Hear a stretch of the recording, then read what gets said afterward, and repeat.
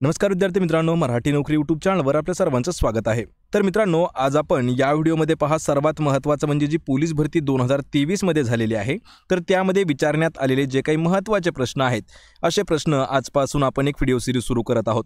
यामध्ये पहा महत्त्वाचं म्हणजे की पोलीस भरती जी 2024 असणार आहे किंवा येणारी जी भरती कोणतीही असणार आहे पोलीस भरती, तर त्यासाठी महत्त्वाचे रिव्हिजन म्हणून हे प्रश्न उत्तर आपण घेत आहोत आणि यातील हा आपला पहिला भाग आहे। लक्षात ठेवायचे असे जवळपास आपण 72 व्हिडिओ जे आहेत ते पोलीस भरती 2023 च्या प्रश्नांवरती घेणार आहोत।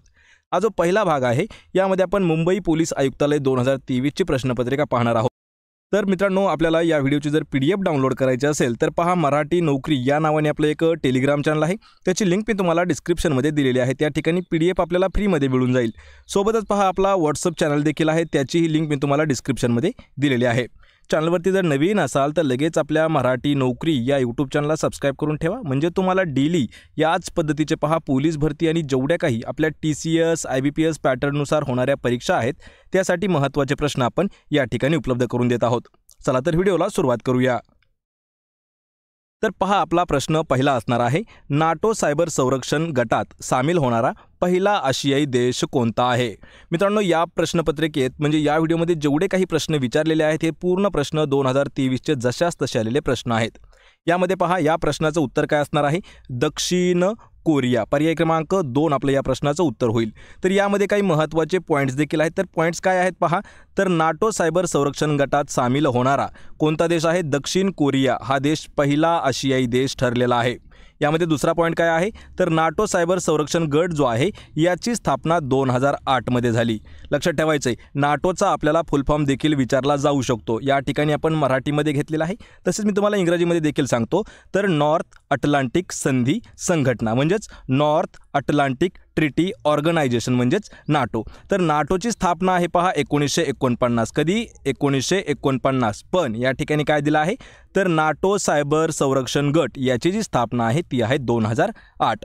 एकूण देश किती आहेत, तर एकूण देश आहेत पहा यामध्ये 31 देश। युरोपियन आहेत 2 आणि 2 देश उत्तर अमेरिकेतील आहेत। आणि 31वा जो देश आहे तो आहे पहा फिनलँड। आणि फिनलँडवर आपल्याला अजून एक प्रश्न विचारला जाऊ शकतो की फिनलँडची राजधानी कोणती आहे, तर लक्षात ठेवा हेलसिंकी ही जी आहे ही फिनलँडची राजधानी आहे। प्रश्न आपला पहिला मित्रांनो पूर्णपणे क्लिअर झालेला आहे, कारण आपण प्रत्येक प्रश्नाचं संदर्भ आणि स्पष्टीकरण देखील घेत आहोत।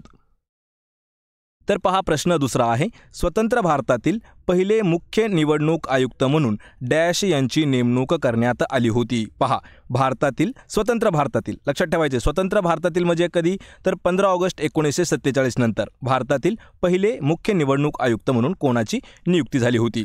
तर या प्रश्नाचं उत्तर होईल पर्याय क्रमांक 3 सुकुमार सेन। तर यांच्याविषयी महत्त्वाचे पॉइंट्स म्हणजे पहा सुकुमार सेन हे जे आहेत हे स्वतंत्र भारताचे पहिले मुख्य निवडणूक आयुक्त होते। त्यांचा जो कार्यकाल होता तो 21 मार्च 1950 ते 19 डिसेंबर 1958 इतका होता। त्यांचं जे शिक्षण आहे ते कलकत्ता प्रेसिडेन्सी विद्यापीठात झालेलं होतं। निवडणूक आयोग जे आहे हे 25 जानेवारी 1950 यामध्ये स्थापन झालेला आहे। आणि आत्ताचं म्हणजेच पहा 2023चा निवडणूक आयुक्त जे आहे ते आहेत 25वे आणि ते आहेत राजीव कुमार। पर्याय क्रमांक 3 आपलं या प्रश्नाचं उत्तर होईल। तर पहिले कोण होते, सुकुमार सेन। प्रश्न तिसरा आहे, 5 मे 2022 मध्ये महाराष्ट्रातील 28वी महानगरपालिका स्थापन करण्यात आली होती, तर ती कोणत्या जिल्ह्यामध्ये आहे। मित्रांनो, परीक्षा कोणती जरी असली ना तर महानगरपालिकेवरती आपल्याला हमखास एक प्रश्न हा नेहमी विचारला जातो। तर लक्षात ठेवा या प्रश्नाचं उत्तर असणार आहे पर्याय क्रमांक 4 तर कोल्हापूर। तर लक्षात ठेवा प्रश्न हा इम्पॉर्टंट आहे। तर 2022 मध्ये 28वी महानगरपालिका म्हणून इचलकरंजीला घोषित केलं आणि 29वी महानगरपालिका ही जालना आहे। लक्षात ठेवा जालन्यावरती आपल्याला प्रश्न विचारला होता 29वी महानगरपालिका कोणती आहे, तर 29वी आहे पहा जालना आणि 28वी आहे कोल्हापूरमधील इचलकरंजी। तर इचलकरंजी हे जे आहे ही महानगरपालिका कोल्हापूर या जिल्ह्यामध्ये आहे आणि इचलकरंजी महानगरपालिका होती आणि तिचं जे रूपांतर आहे हे महानगरपालिकेत करण्यात आलेलं आहे। आधी काय होती, नगरपालिका, रूपांतर कशात केलं, महानगरपालिकेमध्ये। आणि इचलकरंजी हे वस्त्र उद्योगासाठी प्रसिद्ध आहे, त्यालाच महाराष्ट्राचे मँचेस्टर असं म्हटलं जातं। यावरती आपल्याला 2018 मध्ये जवळपास 4 वेळा हा प्रश्न विचारण्यात आला होता की महाराष्ट्राचे मँचेस्टर म्हणून कोणत्या शहराला ओळखलं जातं, तर इचलकरंजी हे आहे याला महाराष्ट्राचे मँचेस्टर म्हणतात। पर्याय 4 आपलं योग्य उत्तर होईल कोल्हापूर। प्रश्न 4 आहे, एकाच राज्यातील व्यापारात केंद्र शासनाकडून डॅश आकारला जातो. प्रश्न हा देखील महत्त्वाचा आहे आणि या प्रश्नाचं उत्तर होईल CGST. CGST पर्याय क्रमांक 2 आपलं या प्रश्नाचं अचूक उत्तर असणार आहे. तर लक्षात ठेवा, अत्यावश्यक ज्या काही वस्तू आहेत तर त्यांच्यावरती केंद्र सरकार CGST हा जो टॅक्स आहे हा आकारत असतं आणि यामध्ये CGST गुड सर्व्हिस टॅक्स त्याची जी लागू करण्यात आला 1 एप्रिल 2017 आणि यामध्ये पहा जे काही GST आहे याचे जे प्रकार असतात ते असतात IGST, CGST, SGST, UTGST. हे जे आहेत हे अशा प्रकारचे GST म्हणजे जे आहेत तर त्यांचे हे काय म्हणतात त्याला एक प्रकारे मेथड्स म्हणजे प्रकार असणार आहेत आणि एकाच राज्यातील व्यापारात केंद्र शासनाकडून आकारला जातो तो असतो CGST. पर्याय 2 आपलं या प्रश्नाचं उत्तर होईल. प्रश्न 5 आहे, शेतकऱ्यांनी डॅश जिल्ह्यात साराबंदीची चळवळ सुरू केली होती. पहा, शेतकऱ्यांनी खालीलपैकी कोणत्या जिल्ह्यामध्ये साराबंदी जी चळवळ आहे ती सुरू केली होती. तर या प्रश्नाचं उत्तर होईल पहा पर्याय क्रमांक 2 तर खेडा. लक्षात ठेवायचं आहे या ठिकाणी खेडा या शहरामध्ये साराबंदी जी आहे त्याची चळवळ जी आहे ही सुरू करण्यात आली होती. तर यामध्ये महत्त्वाचे पॉईंट्स लक्षात ठेवायचे मित्रांनो, गुजरातमधील खेडा या जिल्ह्यामध्ये सतत पडलेल्या दुष्काळामुळे पिकांची जी स्थिती आहे ही अत्यंत वाईट झाली होती. तरीही सरकारकडून सक्तीने शेतसारा वसूल केला जात होता. लक्षात ठेवा, गुजरातमधील जिल्हा आहे खेडा आणि त्या खेडा या ठिकाणी जो काही दुष्काळ पडत होता त्या ठिकाणी दुष्काळ पडला असतानाही सरकार जे आहे त्यांच्याकडून शेतसारा जो आहे म्हणजे जो टॅक्स होता तो आकारत होतं. तर त्यावेळी गांधीजींनी शेतकऱ्यांना शेतसारा न भरण्याचा सल्ला दिला होता आणि तेव्हा 1918 वर्ष लक्षात ठेवायचे मित्रांनो, 1918 या वर्षी शेतकऱ्यांनी खेडा या जिल्ह्यामध्ये साराबंदीची चळवळ सुरू केली होती. आणि गांधीजींचे जे काही बाकी सहकार सत्याग्रह होते असहकार त्यामध्ये चंपारण्य सत्याग्रह होता 1917 मधील, अहमदाबाद गिरणी कामगारांचा लढा होता 1918 मध्ये आणि 1918 मध्येच त्यांचा पहा हा साराबंदीची जी चळवळ आहे ती देखील सुरू झाली होती. याचा राज्य विचारला आपल्याला तर गुजरात हे राज्य आहे पहा आणि जर जिल्हा विचारला तर जिल्हा आहे पहा खेडा. पर्याय क्रमांक 2 आपलं या प्रश्नाचं योग्य उत्तर होईल. प्रश्न 6 आहे, महाबळेश्वर जवळील भिलार हे गाव डॅश म्हणून प्रसिद्ध आहे. पहा, महाबळेश्वराजवळील भिलार गाव कशासाठी प्रसिद्ध आहे. तर या प्रश्नाचं उत्तर होईल पहा पर्याय क्रमांक 1 तर त्याला पुस्तकांचं गाव असं म्हटलं जातं. महत्त्वाचे पॉईंट्स मित्रांनो आपण एक प्रकारे लिहून घेऊ शकता किंवा आपल्याला प्रत्येक व्हिडिओची PDF जी आहे ही फ्रीमध्ये उपलब्ध करून आपण दिलेली आहे. ती PDF आपल्या टेलिग्राम चॅनलवरती आहे. तर पहा, महाबळेश्वरमधील भिलार हे जे गाव आहे या गावाला पुस्तकाचं गाव म्हणून ओळखलं जातं आणि या गावात जवळजवळ प्रत्येक घरामध्ये एक ग्रंथालय तयार करून ठेवलेलं आहे.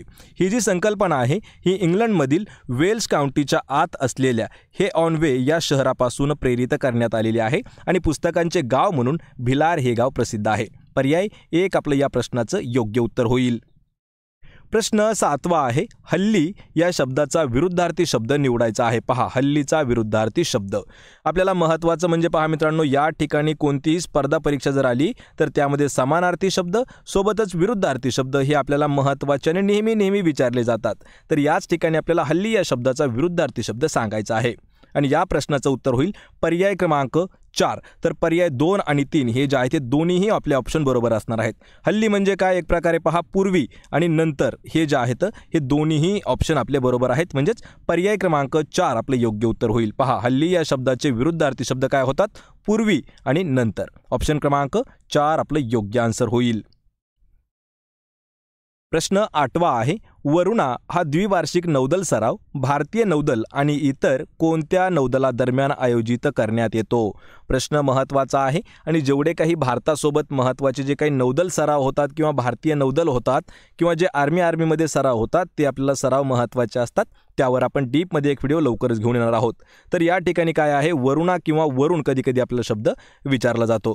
तर या प्रश्नाचं उत्तर असणार आहे पहा मित्रांनो पर्याय क्रमांक 1 तर फ्रान्स नौदल. लक्षात ठेवा, वरुणा हा भारत आणि फ्रान्स या देशादरम्यानचा नौदल सराव आहे. कोणत्या फ्रान्स आणि भारत देशादरम्यानचा हा जो सराव आहे हा द्विवार्षिक आहे म्हणजे दर 2 वर्षानंतर घेतला जातो. 2001 साली प्रथम हा सराव आयोजित केला होता आणि दोन्ही देशातील द्विपक्षीय संबंधाचा अविभाज्य भाग आहे हा सराव. तर दोन्ही देशांची विमाने, जहाजे, पाणबुड्या, सागरी गस्त घालणारी जी काही विमानं आहेत, सोबतच लढाई करणारे हेलिकॉप्टर असतील, हे जे आहे यांचा समावेश या युद्धामध्ये केला जातो। आणि यामध्ये पहा भारतमध्ये जे काही भारतासोबत होणारे अजून काही नौदल सराव आहेत ते आहेत पहा जिमेक्स नावाचा, जो की भारत आणि जपानमध्ये होतो, आणि साल्वेक्स हा जो आहे भारत आणि अमेरिका या दोन देशामध्ये होतो। यामध्ये पहा साल्वेक्सवर आपल्याला एक प्रश्न विचारण्यात आलेला आहे, 2000 आय थिंक 19च्या एका स्पर्धा परीक्षेमध्ये विचारण्यात आला होता की साल्वेक्स हा जो युद्ध सराव आहे हा भारत आणि कोणत्या देशादरम्यान होतो। तर भारत आणि अमेरिका म्हणजेच पहा कधी कधी आपल्याला USA येतं, संयुक्त राज्य अमेरिका देखील येतं। पर्याय क्रमांक 1 आपलं या प्रश्नाचं अचूक उत्तर असणार आहे। प्रश्न 9 आहे, जानेवारी 2023 मध्ये विरासत साडी महोत्सव कोणत्या ठिकाणी पार पडला। मित्रांनो, आपल्याला 2023चं जे काही करंट अफेअर्स आहे त्यावर आपल्याला डीपमध्ये अभ्यास करणं गरजेचं आहे, कारण आपल्याला स्पर्धा परीक्षेमध्ये महत्त्वाची काही पुस्तकं आहेत करंट अफेअर्सवरती, त्या पुस्तकांची एक यादी मी तुम्हाला देतो, त्याच पुस्तकामधील करंट अफेअर्स जर आपण वाचून काढलं तर आपल्याला महत्त्वाचे प्रश्न त्याच पुस्तकातील पडतात। तर यामध्ये काय विचारलं आहे की जानेवारी 2023 मध्ये विरासत साडी महोत्सव कोणत्या ठिकाणी पार पडला। तर या प्रश्नाचं उत्तर होईल पर्याय क्रमांक 2, तर नवी दिल्ली या ठिकाणी पार पडलेला आहे। पहा, विरासत साडी महोत्सव नवी दिल्ली या ठिकाणी पार पडला। 3 जानेवारी ते 17 जानेवारी 2023 या दरम्यान हँडलूम हॅट, जनपथ आणि नवी दिल्ली या ठिकाणी तो पार पडला। हा साडी महोत्सव वस्त्र उद्योग मंत्रालयाने आयोजित केला होता। पर्याय क्रमांक 2 कोणत्या ठिकाणी, तर नवी दिल्ली या ठिकाणी। प्रश्न क्रमांक 10 आहे, महाराष्ट्र सरकारने डॅश हा दिवस आजी आजोबा दिन म्हणून साजरा करण्याचे ठरवलेले आहे। लक्षात ठेवायचे, प्रश्न हा इम्पॉर्टंट आहे। कधी कधी आपल्याला नंतर जर प्रश्न विचारला तर प्रश्न असा येऊ शकतो की आजी आजोबा दिवस म्हणून कोणता दिवस साजरा केला जातो। तर लक्षात ठेवायचे 10 सप्टेंबर, पर्याय क्रमांक 3, 10 सप्टेंबर हा जो दिवस आहे हा महाराष्ट्र सरकारने, लक्षात ठेवा देशामध्ये नाही तर फक्त महाराष्ट्र सरकारने 10 सप्टेंबर हा जो दिवस आहे आजी आजोबा दिन म्हणून साजरा करण्याचे आदेश दिलेले आहेत। आणि या दिवशी राज्य स्तरावरती, जिल्हा स्तरावरती आणि शाळा स्तरावरती विविध कार्यक्रमाचे आयोजन करण्यात यावे असं देखील सांगितलं आहे। प्रत्येक वर्षी हा जो दिवस आहे हा साजरा केला असं नमूद करण्यात आलेलं आहे। कधी, 10 सप्टेंबर हा दिवस। पर्याय क्रमांक 3 आपलं या प्रश्नाचं अचूक उत्तर होईल। प्रश्न क्रमांक 11 आहे, कृत्रिम बुद्धिमत्तेचा वापर करून चॅट GPT हा रोबो, म्हणजे त्याला आपण एक प्रकारे यंत्रमानव म्हणतो, तर डॅश या अमेरिकन कंपनीने 2 नोव्हेंबर 2022 मध्ये बाजारात आणलेला आहे। लक्षात ठेवायचे, चॅट GPT सध्या जे वातावरण आहे पहा हे सर्वात जास्त चॅट GPT वरती आहे। म्हणजे हे जे आहे हे एक AI टेक्नॉलॉजी आहे। यामध्ये आपल्याला जर विचारलं तर काय आहे, चॅट GPT म्हणजे AI याचा वापर करून कोणत्या कंपनीने आणलेला आहे 2 नोव्हेंबर 2022 ला त्याला मार्केटमध्ये। तर या प्रश्नाचं उत्तर होईल ओपन AI। पहा, ओपन आपण सरळ इंग्रजीमध्ये येईल, ओपन AI ह्या कंपनीने त्याला लॉन्च केला आहे। तर ओपन AI या अमेरिकन कंपनीने चॅट GPT म्हणजे chat generative pre trained transformer याचा जो शोध आहे तो लावलेला आहे। 2 नोव्हेंबर 2022 ला त्यांनी मार्केटमध्ये लॉन्च केलं आणि 30 नोव्हेंबर 2022 ला ते जे आहे हे बाजारामध्ये आणलेलं आहे।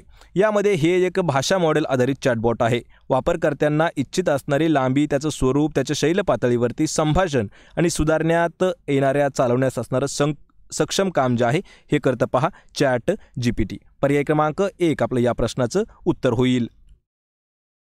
प्रश्न 12 आहे, भारताचे राष्ट्रीय अभिलेखागार कोणत्या ठिकाणी आहे। पहा, राष्ट्रीय अभिलेखागार कोणत्या ठिकाणी आहे। तर या प्रश्नाचं देखील उत्तर होईल पर्याय क्रमांक 1, तर नवी दिल्ली या ठिकाणी। यामध्ये मित्रांनो महत्त्वाचं म्हणजे काय आहे, तर भारताचे राष्ट्रीय अभिलेखागार हे नवी दिल्ली या ठिकाणी आहे। अभिलेखागार म्हणजे काय, तर ज्या ठिकाणी जुनी कागदपत्रे, जुनी चित्रपट, दस्तऐवज सेव्ह करून ठेवण्यात येतो त्या ठिकाणाला म्हटलं जातं पहा अभिलेखागार। आणि प्रत्येक राज्याचे एक स्वतंत्र अभिलेखागार देखील असतं, लक्षात ठेवायचे। पण या ठिकाणी राष्ट्रीय अभिलेखागार जे आहे हे आहे नवी दिल्ली या ठिकाणी। पर्याय 1 आपलं या प्रश्नाचं योग्य उत्तर होईल। प्रश्न क्रमांक 13 आहे, पुढील वाक्प्रचाराचा अर्थ ओळखायचा आहे।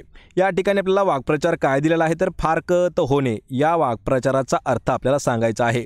मित्रांनो, जेवढ्या काही महत्त्वाच्या आपल्या पोलीस भरती असतात पहा, पोलीस भरतीला सर्वात सोपे प्रश्न जे असतात हे मराठी व्याकरणामध्ये असतात। यामध्ये आपल्याला वाक्प्रचार, म्हणी, समानार्थी शब्द, विरुद्धार्थी शब्द जे आहेत हे आपल्याला तोंडपाठ केले तरीही चालून जातं। तर लक्षात ठेवायचे, फारकत होणे म्हणजे काय, तर वेगळं होणे। पर्याय 1 आपलं या प्रश्नाचं उत्तर होईल। पहा, वेगळे होणे त्याला काय म्हटलं जातं, फारकत होणे। यानंतर काय आहे, सामावून घेणे म्हणजेच समावेश करणे। यानंतर काय आहे, हकलून देणे म्हणजेच एखाद्याला काढून टाकणं। आणि बहिष्कृत करणे म्हणजे कायमचं बेदखल करणं, एखाद्या गोष्टीपासून त्याला वंचित ठेवणं। पर्याय एक आपलं योग्य उत्तर होईल. वेगळे करणे किंवा फारकत होणे म्हणजे वेगळे होणे. प्रश्न क्रमांक 14 आहे. महाराष्ट्रात स्थानिक शासन संस्थेमध्ये महिलांसाठी डॅश जागा राखीव ठेवण्यात आलेल्या आहे. या ठिकाणी पहा, डॅश जागा म्हणजेच असा प्रश्न विचारला की किती टक्के जागा ज्या आहेत ह्या स्थानिक शासन संस्थेमध्ये महिलांसाठी राखीव ठेवण्यात आलेल्या आहेत. आणि या प्रश्नाचं उत्तर होईल पर्याय क्रमांक 4 तर 50%. लक्षात ठेवायचे 50% इतक्या ज्या जागा आहेत ह्या महिलांसाठी राखीव ठेवण्यात आलेल्या आहेत. यामध्ये महाराष्ट्रातील स्थानिक शासन संस्थांमध्ये महिलांसाठी 50% जागा ह्या ज्या आहेत ह्या राखीव आहेत. यामध्ये आंध्र प्रदेश, बिहार, छत्तीसगड, झारखंड, केरळ, महाराष्ट्र, ओडिसा, राजस्थान, त्रिपुरा आणि उत्तराखंड या राज्यात महिलांसाठी सदस्य आणि सरपंचामध्ये 50% आरक्षणासाठी कायदेशीर तरतूद देखील केलेली आहे. कोणत्या कोणत्या राज्यामध्ये? आंध्र प्रदेश, बिहार, छत्तीसगड, झारखंड, महाराष्ट्र, केरळ, उत्तराखंड, त्रिपुरा, राजस्थान आणि ओडिसा. जागा किती टक्के आहेत? 50%. पर्याय क्रमांक 4 आपलं या प्रश्नाचं योग्य उत्तर होईल. प्रश्न क्रमांक 15 आहे. संयुक्त राष्ट्र संघाद्वारे 2023 हे वर्ष कोणते वर्ष म्हणून साजरे करण्यात येणार आहे? पहा, संयुक्त राष्ट्र संघाद्वारे कोणतं वर्ष आहे की जे 2023 हे जे वर्ष आहे हे कोणतं वर्ष म्हणून घोषित करण्यात येणार आहे किंवा साजरं करण्यात येणार आहे? तर या प्रश्नाचं उत्तर होईल पहा पर्याय क्रमांक 4 भरड धान्य वर्ष हे जे आहे हे 2023ला घोषित करण्यात आलेलं आहे. संयुक्त राष्ट्राद्वारे 2023 हे वर्ष आंतरराष्ट्रीय भरड धान्य वर्ष म्हणून घोषित करण्यात येत आहे किंवा साजरे करण्यात येत आहे आणि संयुक्त राष्ट्राच्या आमसभेद्वारे हे वर्ष जाहीर करण्यात आलं आहे. 70 देशांनी या गोष्टीला पाठिंबा दिलेला आहे.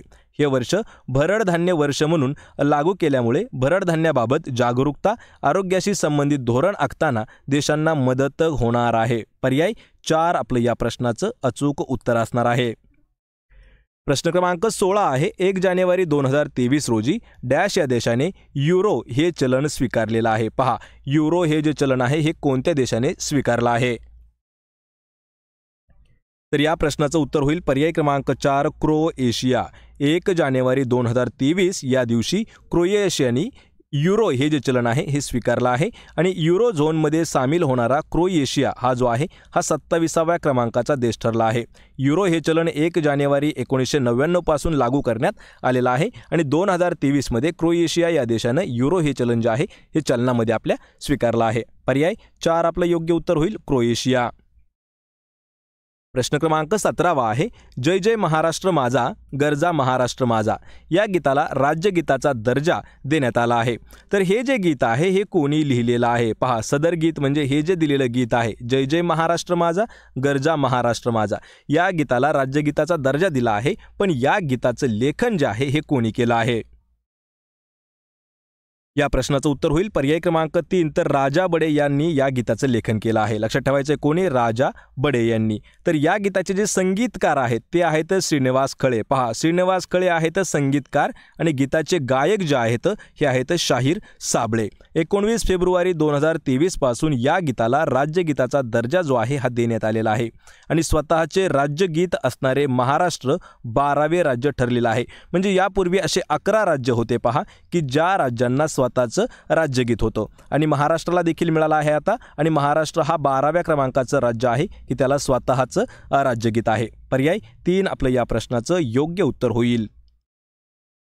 प्रश्न 18 आहे. खालीलपैकी मार्च 2023 मध्ये भारतीय रेल्वेच्या कोणत्या रेल्वे विभागाने त्यांच्या अंतर्गत असणाऱ्या 100% ब्रॉडगेज मार्गाचे विद्युतीकरण साध्य केलेलं आहे? पहा, 100% विद्युतीकरण.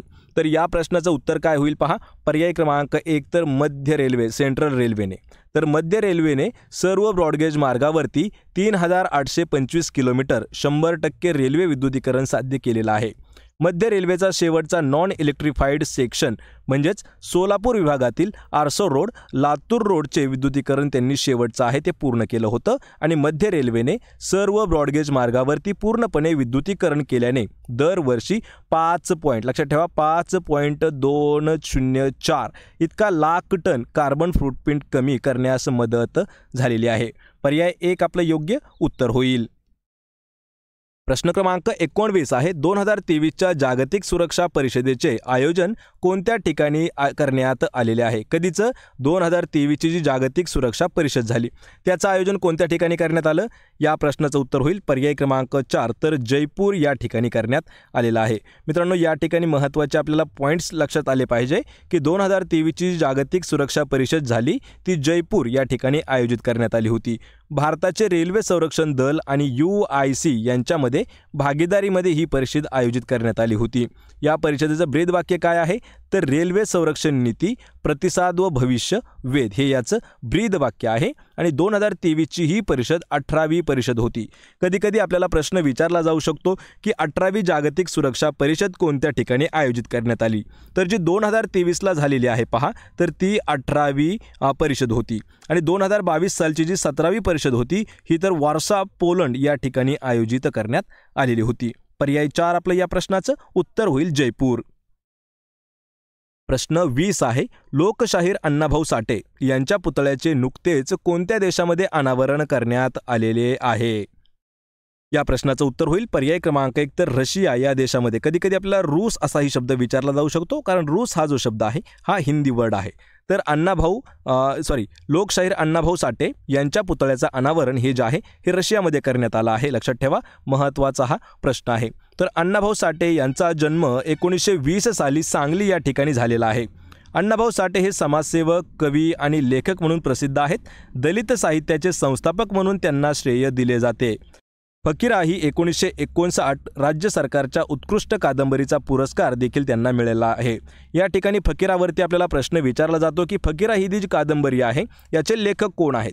तर अण्णाभाऊ साठे यांची कादंबरी आहे पहा फकीरा. माझा रशियाचा प्रवास हे त्यांचं प्रवास वर्णन देखील त्यांनी लिहिलं आहे. वैजयंता कादंबरी 1961ची आहे. वारणेचा वाघ ही कादंबरी 1970ची आहे. संयुक्त महाराष्ट्र चळवळी त्यांनी पोवाडे देखील गायलेले आहेत. प्रश्न 21 आहे 2022मध्ये राष्ट्रकुल स्पर्धेत भारतासाठी पहिले सुवर्णपदक खालीलपैकी कोणी जिंकले? पहा, कधीचे आहे? 2022च्या राष्ट्रकुल स्पर्धेमध्ये. आणि या प्रश्नाचं उत्तर होईल पर्याय क्रमांक 4 तर मीराबाई चानू यांनी. पहा, 2022 सालच्या राष्ट्रकुल स्पर्धेत सायखोम मीराबाई चानूने देशासाठी पहिलं गोल्ड मेडल मिळवलं होतं. आणि अचंता शरद कमलने राष्ट्रकुल खेळामध्ये 4 पदके म्हणजे 3 सुवर्ण आणि 1 रौप्य पदक मिळवलेलं आहे. राष्ट्रकुलची स्थापना जी आहे ही 28 एप्रिल 1949ला झाली आहे. टोटल देश आहे त्याचे 54 आणि राष्ट्रकुल स्पर्धा ही भारतात 2010 साली आयोजित करण्यात आलेल्या होत्या. पर्याय 4 आपलं उत्तर होईल मीराबाई चानू. प्रश्न 22 आहे शेती उत्पादन वाढविण्यासाठी आणि अन्नधान्याबाबत स्वयंपूर्ण होण्यासाठी कोणती क्रांती करण्यात आली होती? या प्रश्नाचं उत्तर होईल पर्याय क्रमांक 2 हरित क्रांती घडवून आणली होती. तर हरित क्रांतीविषयी मित्रांनो महत्त्वाचे जे काही पॉईंट्स आहेत ते म्हणजे काय आहेत? तर शेती उत्पादन वाढवण्यासाठी आणि अन्नधान्याबाबत स्वयंपूर्ण होण्यासाठी हरित क्रांती राबवण्यात आली होती. भारतामध्ये 1966 साली MS स्वामीनाथन व नॉर्मन बोरलॉग यांच्या प्रेरणेतून मेक्सिको या ठिकाणी गहूच्या बुटक्या वाणांची लागवड ही गंगेच्या खोऱ्यामध्ये करण्यात आली होती. अधिक उत्पादन देणारी बियाणे व जलसिंचनाच्या वाढत्या वापराद्वारे भारतातील अन्नधान्य उत्पादन वाढलेलं आहे. आणि महाराष्ट्रातील हरित क्रांतीची सुरुवात महाराष्ट्राचे तत्कालीन मुख्यमंत्री वसंतराव नाईक यांनी केलेली होती. पर्याय 2 आपलं या प्रश्नाचं अचूक उत्तर होईल. प्रश्न क्रमांक 24 आहे खालीलपैकी कोणत्या हक्काचा समावेश मानवी हक्कामध्ये होत नाही? मित्रांनो, हा प्रश्न आतापर्यंत आपल्याला 4 वेळा विचारण्यात आलेला आहे. आणि या प्रश्नाचं उत्तर काय होईल? जो माहितीचा अधिकार आहे, लक्षात ठेवा, माहितीचा अधिकार हा जो आहे याचा समावेश मानवी हक्कामध्ये समाविष्ट करण्यात आलेला नाही. तर काम करण्याचा हक्क, मुलांचे हक्क व समान कामासाठी समान वेतन याचा समावेश 21व्या शतकातील मानवी हक्काच्या सार्वत्रिक घोषणापत्रात करण्यात आलेला आहे. लक्षात ठेवायचं आहे, हा प्रश्न थोडासा इम्पॉर्टंट आहे. पहा, एकतर आपण लिहून घेऊ शकता किंवा ही PDF जशाच तशी आपण डाउनलोड करू शकता. प्रश्न 25 आहे भारताने 1983 साली कोणाच्या नेतृत्वाखाली विश्वचषक क्रीडा स्पर्धा जिंकलेली होती? या ठिकाणी पहा, 1983चा जो वर्ल्ड कप आहे यासाठी हा प्रश्न विचारण्यात आलेला आहे. आणि या प्रश्नाचं उत्तर होईल पर्याय क्रमांक 2 तर कपिल देव. तर पहा, भारताने 1983 साली कपिल देव यांच्या नेतृत्वाखाली क्रिकेट स्पर्धा जिंकली होती, विश्वचषक म्हणजे वर्ल्ड कप. नेतृत्व म्हणजे काय, एक प्रकारे कपिल देव जे होते त्या टीमचे हे कॅप्टन होते. 1983च्या विश्वचषकाचा जो सामना आहे हा वेस्ट इंडिज आणि भारत या दोन देशांदरम्यान झाला होता आणि 1983चा अंतिम सामना भारताने 43 धावांनी वेस्ट इंडिजला पराभूत केलेलं होतं. या ठिकाणी आपल्याला जर महत्त्वाचे पॉईंट्स घ्यायचे असतील तर आपण भारत म्हणजे पहा 2011 या वर्षी वर्ल्ड कप जो आहे हा महेंद्रसिंग धोनी यांच्या नेतृत्वाखाली 2011ला जिंकला होता आणि भारताचा म्हणजे भारतासोबत फायनल जी टीम होती ती होती पहा श्रीलंका 2011 साली.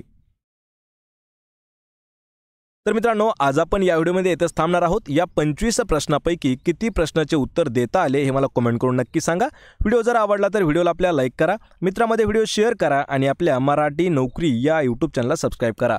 सोबतच पहा, प्रत्येक व्हिडिओची PDF फ्रीमध्ये मिळवायची असेल तर मराठी नोकरी या टेलिग्राम चॅनलला देखील जॉईन करा. लिंक त्याची मी तुम्हाला डिस्क्रिप्शनमध्ये दिलेली आहे. आणि अजून आपल्याला महत्त्वाचे प्रश्न जर पाहायचे असतील तर आपल्या marathi-naukri.in या वेबसाईटला देखील व्हिजिट करा. आपण भेटूया पुढच्या एका अशाच नवीन व्हिडिओमध्ये. तोपर्यंत जय हिंद, जय महाराष्ट्र.